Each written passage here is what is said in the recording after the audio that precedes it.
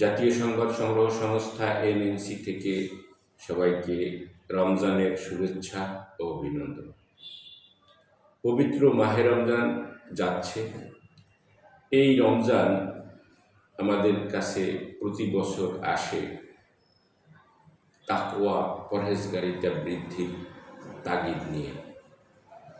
সেই ক্ষেত্রে আমরা ব্যক্তি জীবনে, পারিবারিক জীবনে এবং সমাজ ও রাষ্ট্রীয় জীবনে আমরা কতটুকু প্রতিফলন ঘটাতে পারছি সেটা সবার বিবেচ্য। পৃথিবীতে বেঁচে থাকতে নানা সমস্যার সম্মুখীন হতে হবে এবং এই সমস্যার সমাধান দিতে পারে আল কোরআন। এ বিশ্বাস একজন মুসলমান হিসেবে তার চিন্তা চেতনায় থাকতে হবে। যে কোনো সমস্যার সমাধানে পৃথিবীর কোনো পরামর্শদাতা, কোনো বুদ্ধিজীবী, কোনো রাজনীতিক, কোনো পণ্ডিত এর কাছে যাওয়া যাবে না।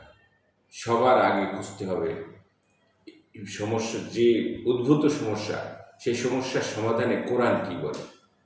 সরাসরি কোরআন থেকে যদি আপনি সমাধানটা পেয়ে যান, আলহামদুলিল্লাহ, আপনার সমাধান সরাসরি কোরআন থেকে হলো। দ্যাট মিনস আল্লাহ রব্বুল আলামিনের পক্ষ থেকে আপনার সমাধানের পথ পেয়ে গেলেন। যদি না পান, হাদিসের দ্বারস্থ হবেন। হাদিসে না পান, ইজমা, কিয়াস, আলেম এর দ্বারা সমাধানের চেষ্টা করতে হবে।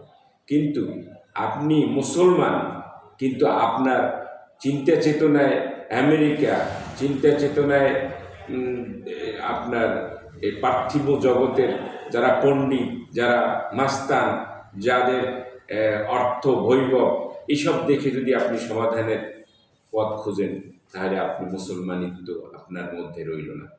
সুতরাং আমাদের সকল সমস্যার সমাধান দিতে পারে আল কোরআন, সে বিশ্বাস আমাদের রেখে চলতে হবে। তাহলে আমাদের রমজানের যে শিক্ষা, সে শিক্ষা থেকে আমাদের গ্রহণ করা হবে। আল্লাহ সবাইকে রমজানের শিক্ষা থেকে গ্রহণ করার তৌফিক দান করেন। আমিন।